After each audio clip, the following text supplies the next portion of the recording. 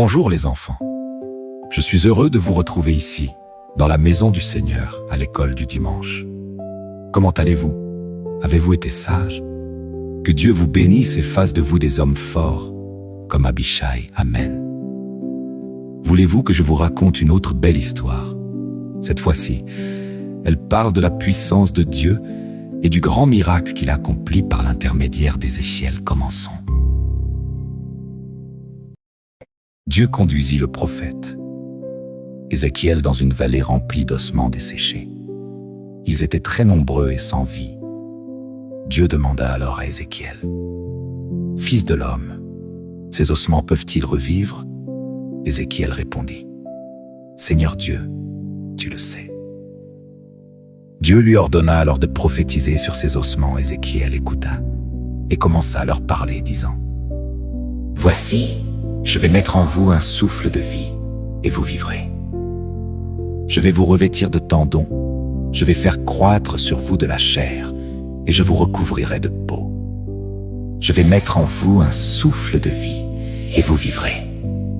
Et vous saurez que je suis l'Éternel. » À ces mots, il y eut un bruit, et les ossements se mirent à bouger. Ils se rassemblèrent, chacun à sa place. Alors des tendons, de la chair et de la peau apparurent sur eux, mais il n'y avait encore aucune vie en eux. Dieu ordonna de nouveau à Ézéchiel de prophétiser à l'esprit, le souffle de vie, et d'appeler la vie sur les morts, disant: « Viens, souffle des quatre vents, et souffle sur ces morts, afin qu'ils revivent. » Alors l'esprit entra en eux, ils revinrent à la vie. Ils se levèrent et devinrent une armée grande et puissante.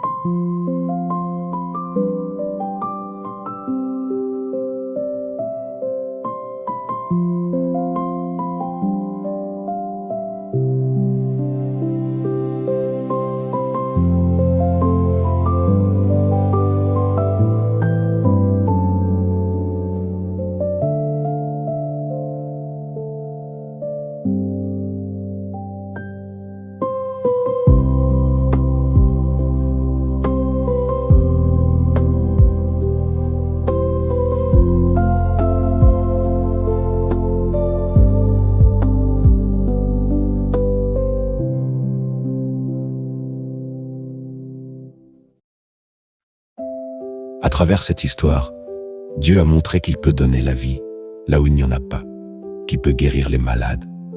Rien n'est impossible à Dieu. Sais-tu que toi aussi, Tu peux parler comme Ézéchiel, même si tu es enfant. Par exemple, si tu as passé une mauvaise journée à l'école et que tu as eu une mauvaise note, tu peux parler et dire ce que tu souhaites, au lieu de te focaliser sur ce qui t'arrive de négatif. Dis par exemple, « Désormais, j'aurai les meilleures notes, car Dieu dit, il m'a placé à la tête et jamais à la queue. Je serai toujours au-dessus et jamais en dessous. » Alors vous aussi, les enfants, vous pouvez parler et vous verrez les miracles que Dieu accomplira à travers vous. Je suis ravi que vous ayez apprécié. Les enfants, À la semaine prochaine. Votre père spirituel, Afluko, vous dit au revoir. Je vous aime.